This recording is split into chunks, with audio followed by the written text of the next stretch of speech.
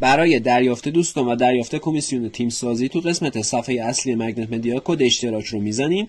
وارد این صفحه که شدیم میتونیم کد QR کدش رو اسکن کنیم یا اینکه لینکش رو کپی کنیم. من لینک رو کپی میکنم و به طور مثال برای یکی از دوستانم میفرستم، مثلا توضیحات بهش میدم و اگر بعدش سوالی داشت حتما بهشون جواب میدیم و اونا رو رهبری میکنیم. هر کسی برای دعوت اولش $6 دریافت کنه. بعد از دعوت اولتون حتما با مدیران تماس بگیریم و بهشون پیام بدین که این کار انجام دادین. توی قسمت قانون که بریم نوشته که توی سطح 1 2 3 به غیر از پاداش کمیسیون انجام وظایفشون هم میتونین دریافت کنین. توی قسمت صفحه اصلی قسمت تیم که برید اونجا تک تک اعضای تیمتون رو میتونین ببینین تو چه شرایطی هستن، چه سطحی هستن و حتی آخر شماره هاشون بهتون نشون میده و به محضی که هر کدوم حسابشون شارژ کنه و ارتقا پیدا بکنه اون کمیسیونی که قبلا دریافت کردید آزاد میشه و به موجودی که میتونین برداشت کنین انتقال پیدا میکنه.